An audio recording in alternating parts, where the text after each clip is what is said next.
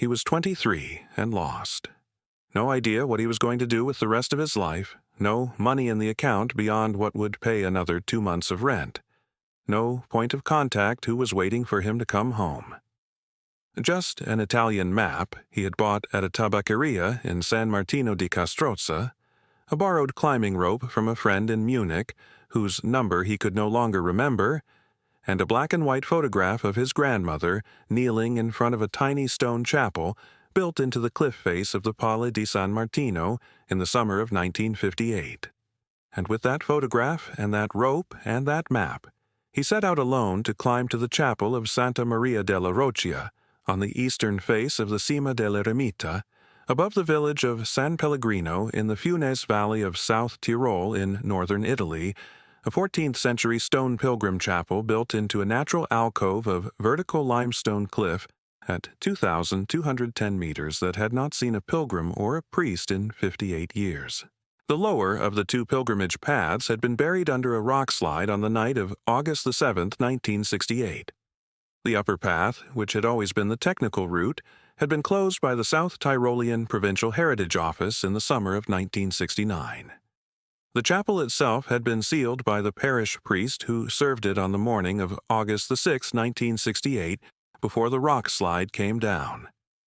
The priest had then walked down to the village of San Pellegrino and had eaten his last meal at the Trattoria del Cervo and had told no one what he had done.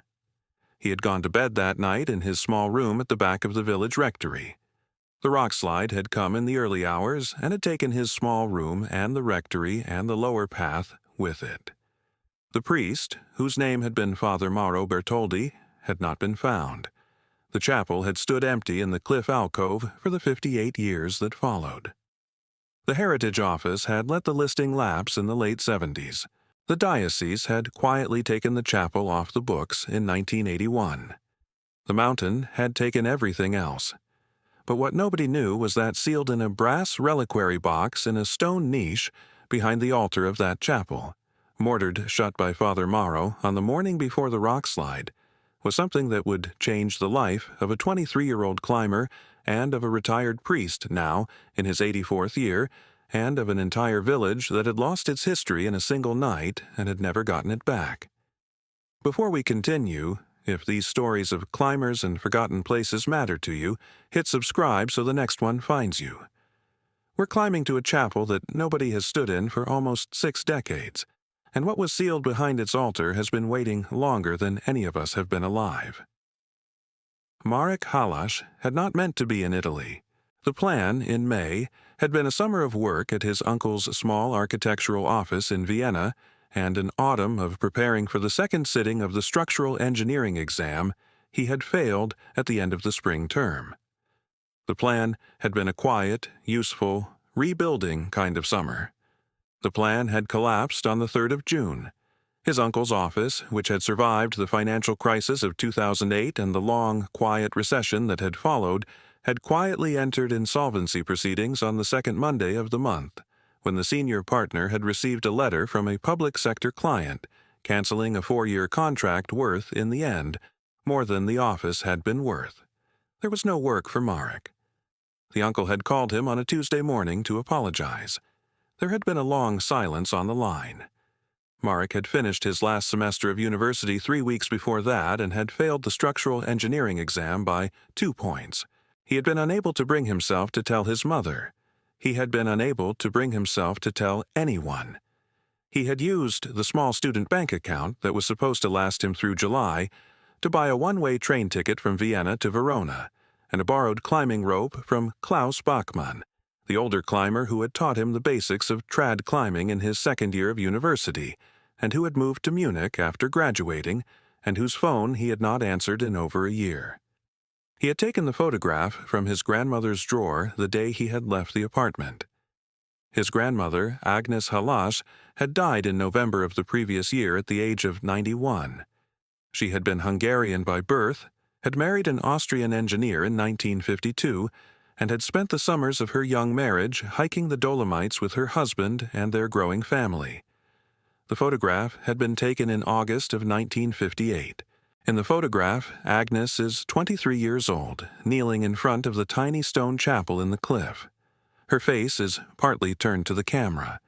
She is smiling in a way that Marek had only ever seen her smile in the oldest photographs. Before her husband had died, before her oldest son had emigrated to Canada, before her health had begun to fail. On the back of the photograph, in his grandmother's careful script, was written, Santa Maria della Roccia, Val di Funes, August 1958.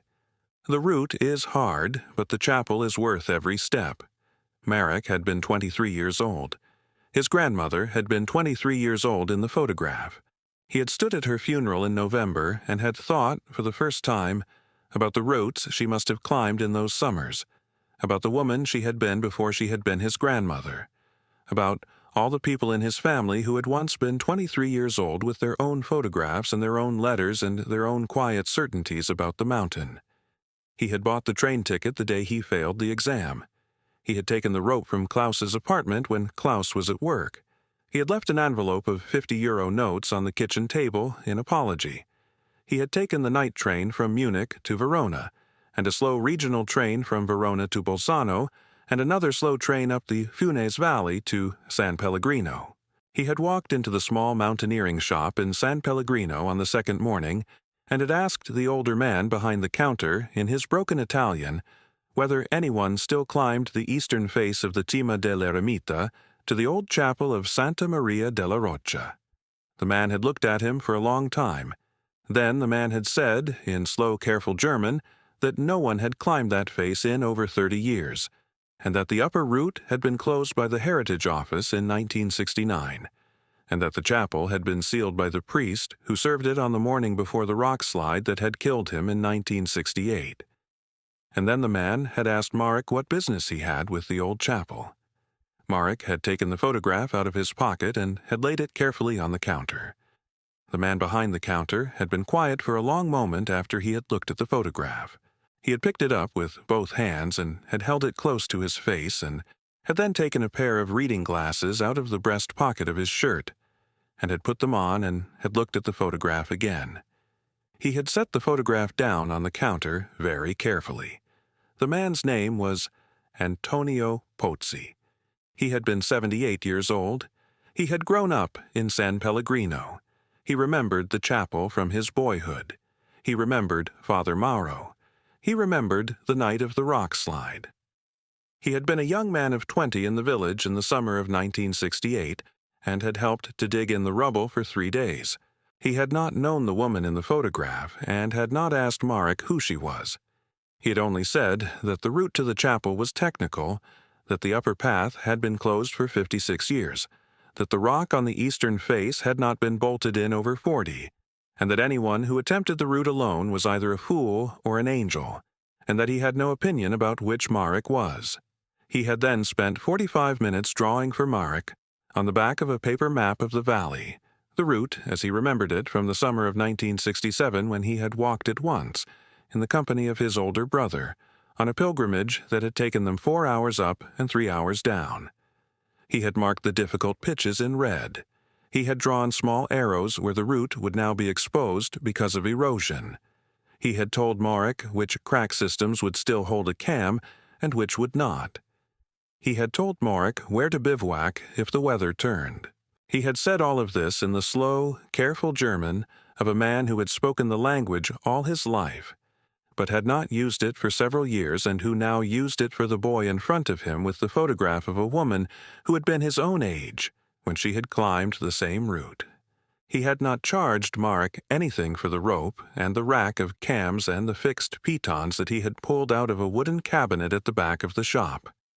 He had said only that the equipment had been his older brother's, that his older brother had died in 2009, that the equipment had been waiting in the cabinet for a long time, and that Marek should bring it back when he had finished with it. Marek had walked out of the shop with the rope coiled across his shoulder and the cams clipped to the borrowed harness and the photograph folded into the inside pocket of his shell jacket. He had taken a small inn at the edge of the village for the night. He had eaten a quiet dinner of polenta and stewed venison at the Trattoria del Cervo and had slept badly and had been on the trailhead before sunrise. The first 3 hours of the ascent had been easy walking. The path climbed steeply through alpine meadow and pine forest, and emerged onto the open shoulder of the Cima dell'Eremita at about 10 in the morning. The day had been clear and cold, and the sky had been the pale, hard blue that the high Dolomites have at altitude in early summer. The face of the cliff had risen above him then for the first time. Perhaps 400 meters of vertical pale gray limestone, scarred with the long horizontal seams that he had seen in dozens of climbing photographs and that he had never, until that morning, climbed himself. He had located the start of the technical route from Antonio's drawing. The first bolt was rusted, but intact. He had clipped it and had begun to climb. The first 3 pitches had gone better than he had hoped. The cracks Antonio had marked in red had taken his cams cleanly. His feet had found the small horizontal seams without him having to look for them. The limestone of the Dolomites was the limestone he had grown up climbing as a teenager in the Eastern Alps, and the muscle memory had returned even though it had been almost a year since he had been on a serious face. He had built 3 solid anchors. He had pulled himself up from each one to the next without falling. He had begun, for the first time in many weeks, to feel the small, slow pleasure that climbing had always given him and that he had begun to think he had lost. The 4th pitch had been the difficulty Antonio had warned him about. The crack system that had held a piton in 1967 had been weathered, open by 58 years of frost and water, and now ran wider than any cam he had on the rack. He had spent 40 minutes searching for an alternative line. The line he had finally chosen had taken him out of the original route and across an exposed traverse on small holds that he had to feel for with the toe of his boot before committing his weight. He had moved very slowly. The exposure beneath him had been 400 meters of clean air down to the alpine meadow and the small village far below. He had reached the small ledge at the end of the traverse with his fingers shaking and his breath coming faster than he had expected. He had built an anchor on a single, small horizontal seam that had taken 2 cams and 1 nut. He had clipped in and had sat for a long minute with his back against the cliff, and his eyes closed, and had let the shaking go out of his hands. The wind had come up an hour later. It had begun as a small, steady breath from the valley below, the kind of wind that the Dolomites get in the early afternoon when warm air rises from the valley floor and meets the cold air above the cliffs. By the time he had climbed the next 2 pitches, the wind had risen enough that he had needed to weight his rope across the face when he had set up his anchors. The clouds had come in from the east at about 3 o'clock. The visibility had not collapsed the way storms collapse it in the high Bernese Alps. The cloud was thinner here, a high silver veil that softened the light without erasing it. But the temperature had dropped. The rock had begun to feel cold under his hands. He had reached the alcove at the chapel level at perhaps 4 in the afternoon. The alcove was a deep horizontal cut in the limestone, perhaps 12 meters wide and 4 meters deep at the back, and it sat on the cliff face like a small mouth in a great vertical wall. The chapel itself had stood at the back of the alcove for almost 700 years. The masonry was dark with age and weather. The slate roof had patches of moss along the eaves. The single arched wooden door had been stained dark by sun and rain and was barred from the outside with 2 heavy iron crossbars set into iron brackets in the stone. He had stood for a long time on the small natural platform at the front of the alcove and had looked at the chapel. The photograph had been taken from somewhere very near to where he was standing. The same arched door, the same stone walls, the same horizontal slate eaves. His grandmother had stood here at 23 years old in August of 1958 in a knee-length blue dress with a small rope-tied bundle on her back and had looked at this same door and had smiled. He had pulled the photograph out of his shell jacket pocket and had held it up against the wall of the chapel. The angles matched. The light was different. The photograph had been taken at midday in summer, his climb had been in the late afternoon. But the angles matched. He had stood in the same place his grandmother had stood. The rope on his shoulder was the same kind of rope she had carried, a hemp-cord Italian climbing rope that Antonio Pozzi had said his older brother had bought in the summer of 1965. He had folded the photograph and had put it back in his pocket. He had walked across the small platform to the chapel door. The iron crossbars had been driven into the stone deeply, but the iron itself had been weathered to flakes. He had used the back of his ice axe and a small flat-bladed piton from the borrowed rack as a chisel. The lower bar had come out of the bracket on the third blow. The upper bar had taken longer. The bracket itself had crumbled before the bar had given. The whole upper bar had fallen onto the stone of the alcove with a heavy iron clang that had echoed against the back of the cliff. The door had swung inward on hinges that had not been moved in 58 years, and that had nevertheless been so well oiled by Father Mauro on the morning of the 7th of August, 1968, that they had not seized in all the years since. Marek had stepped into the chapel. The interior of the chapel was perhaps 4 meters by 6. The walls were of the same dark limestone as the cliff outside. There was a small wooden bench along the back wall, dark with age but intact. There was a single arched window of clear-leaded glass set high in the eastern wall, and the light that came through it at this hour was a soft, cold silver that fell across the stone floor in a long, narrow rectangle. There was a small stone altar against the back wall under the window. Above the altar, set into a small carved stone niche, was a wooden Madonna with a chipped left hand and a faded blue robe. The chapel was clean. The dust had settled in 58 years of stillness, but no animal had ever found a way in, and no weather had ever touched the inside. The smell was of old beeswax and cold stone and the faint, dry smell of vellum that very old books sometimes have. Marek stood for a long time at the doorway and looked. He had not known what he had expected to find. The photograph in his grandmother's drawer had not prepared him for the small, clean stillness of the place. He had thought, in the cold of the climb, that he had been climbing toward an idea, toward a memory of his grandmother, toward a version of himself that had not yet failed an exam, toward a chapter of his life he could not yet name. But the chapel was a real place. It was 4 meters by 6.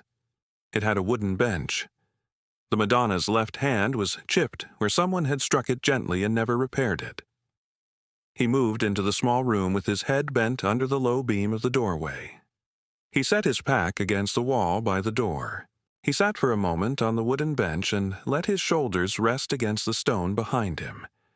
He could hear, faintly, the wind on the cliff outside the door. He could hear nothing else. When his hands had stopped shaking, he stood and walked to the altar. The stone of the altar was a single block of pale gray limestone, 4 feet long and 2 feet wide and 3 feet high. The top was scrubbed smooth. There was a small brass cross at the back of the top, set into a simple stone holder. Below the top, the front of the altar was carved with a simple cross in low relief, and below the cross was set a small rectangular stone that had been more recently mortared into the front of the altar. The mortar around this stone was newer than the mortar around the altar's other stones. The mortar was perhaps 50 or 60 years old. It had begun to crack along the lower edge. He knelt in front of the altar and put his fingers along the cracking edge and tested the mortar gently with the tip of the small piton he was still holding. The mortar gave. He worked the stone out of the front of the altar over perhaps 15 minutes, slowly, with the piton and with his fingers, until the rectangular stone came free in his hands and he set it carefully on the floor. There was a small stone niche behind the rectangular stone. The niche was perhaps 30 centimeters deep and 20 centimeters wide. The light from the window did not reach into it. He turned on the headlamp clipped to the front of his helmet. The yellow beam fell on a brass reliquary box. The box was perhaps 15 centimeters long and 10 wide and 10 high. It was made of plain brass without ornament and had been polished once and had since been allowed to oxidize to a soft, dark patina. There was a simple latch on the front of the box. He lifted the box out of the niche and set it on the stone of the altar. He opened the latch. There were 3 things inside the box: a small velvet-lined wooden tray that held a single iron key, smaller than his thumb, a book bound in dark vellum, the cover stamped with a simple cross in fading gilt, and the words Via della Roccia in old chancery letters, and a folded sheet of heavier paper sealed with a wafer of dark red wax bearing the impression of a simple cross. The paper was addressed in a careful 19th century hand. Per il sacerdote che mi succederà, for the priest who will succeed me. Father Mauro Bertoldi, San Pellegrino, 6 Agosto, 1968. He sat down on the stone floor of the chapel with the brass box on his lap and did not move for a long time. He came down off the cliff over 2 days. The descent was slower than the ascent because his hands had stopped trusting themselves, and he had taken the easier rappel route on the western shoulder rather than reverse the technical traverse. He bivouacked on the small ledge halfway down on the first night. He carried the brass reliquary box wrapped in his shell jacket inside his pack against his back. He had locked the chapel door behind him with the small iron key from the box, and had wedged the lower iron crossbar back into its bracket as well as he could. He had not taken the wooden Madonna or the single brass cross from the altar. He arrived back in San Pellegrino in the late afternoon of the 3rd day. Antonio Pozzi had been at the counter of his small mountaineering shop. Antonio had looked up from the rack of pitons he had been sorting, and had nodded once and had said only, "Lei è tornato." "You came back." Then Antonio had taken Marek to the small mountain history center at the back of the village rectory and had introduced him to a man whose name was Lorenzo Trevisan and whose job for the past 22 years had been the slow, careful documentation of the medieval archives of the parish. Lorenzo had received Marek into a small back room of the center with his head bent in a particular kind of disbelief. Marek had set the brass box on a wooden table between them. He had opened the box. He had taken out the vellum book first. Lorenzo had not touched the book for a long minute. Then he had touched the cover with the tips of 2 fingers, the way a man touches a thing he has been waiting for without quite knowing it. He had opened the book to the first page.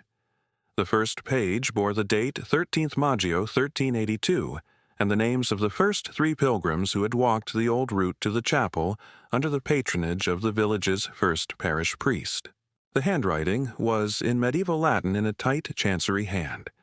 The next page continued in the same hand. The pages that followed contained more names and more dates and more priests and more pilgrims, and the languages changed across the centuries. Latin, then a mix of Latin and Italian, then Italian alone, and then in the 19th century the entries began to be made in both Italian and German. The book had run for 586 years. The last entry was dated August the 5th, 1968, and recorded the names of 7 pilgrims who had walked the old route on the day of the chapel's last open service. The handwriting was Father Mauro's. The next page was blank. Lorenzo had read for a long time without speaking. When he had finally looked up, his eyes had been wet. He had told Marek, in a voice that was not entirely steady, that the parish had lost almost all of its medieval records in the spring of 1944, when a fire in the village hall had destroyed 64 boxes of pre-war documents. The book in front of them was the only intact pre-war archive of the village. It was the only record of who the village had been across 600 years. Lorenzo had thought it had been lost in the rockslide of 1968. Marek had then taken the sealed letter out of the brass box and had handed it to Lorenzo. Lorenzo had read the address and had set the letter back down on the table without breaking the seal. He had looked at Marek for a long, quiet moment. He had then said that the priest who had been appointed to succeed Father Mauro had been a young man in 1968, 26 years old, freshly ordained.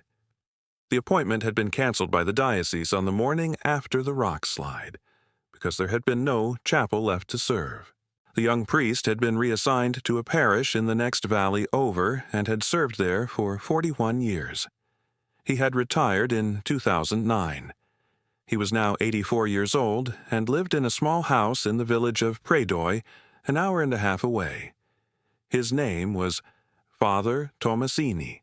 The letter, which had waited in the dark for 58 years, was for him. They drove together to Predoy the next morning, Marek and Lorenzo and Antonio in Lorenzo's old Fiat. Father Tomasini lived in a small whitewashed house at the edge of the village with a small garden of vegetables in the back. He answered the door himself. He was a small, upright man with silver hair cut short and pale gray eyes and a careful kind of stillness about him that was the stillness of a man who had served in pastoral care for 40 years. Lorenzo introduced them at the door and explained briefly what they had brought. Father Tomasini did not say anything in response. He stepped aside to let them in. He led them into a small front parlor where a wood stove was burning low against the cool of the morning and where a clean wooden table stood against the window. He gestured for them to sit. Marek set the brass box on the table. He took out the sealed letter. He held it for a moment in both hands. Then he set it on the table in front of Father Tomasini. Father Tomasini looked at the letter for a long time without touching it.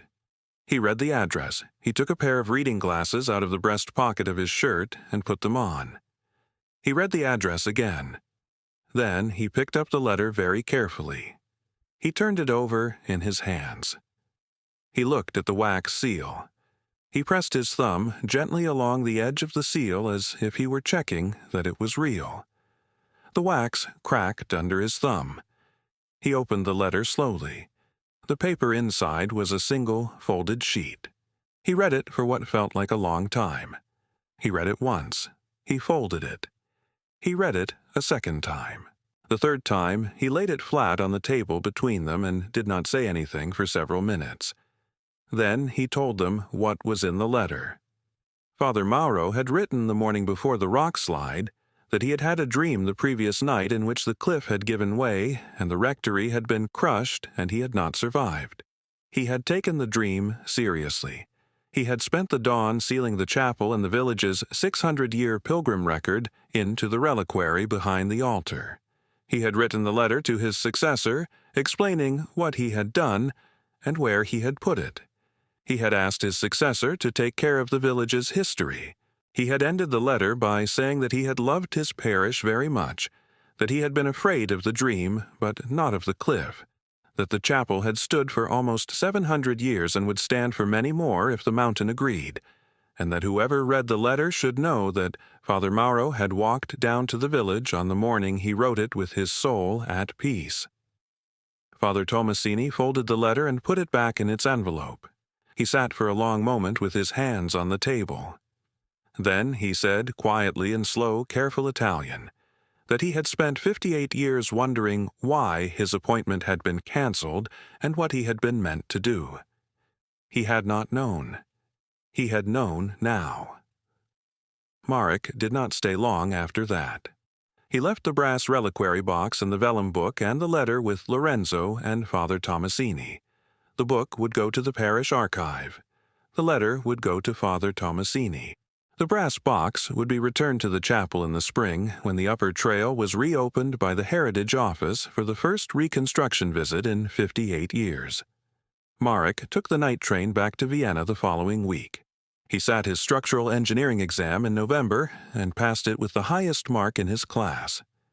He went back to the cliff the following August with his mother, who was 60 years old and had not been on a mountain in 30 years. They climbed together to the upper meadow and they looked up at the chapel in the cliff alcove, and they did not need to climb the rest of the way. His mother wept quietly and said nothing for a long time.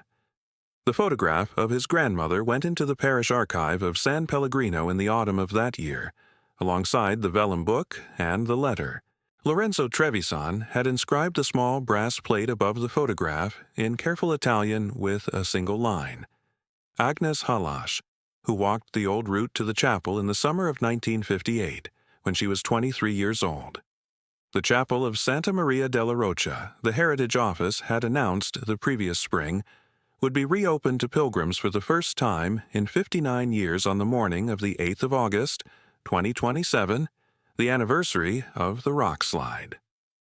Father Tomasini had been asked to lead the first service. He had said yes,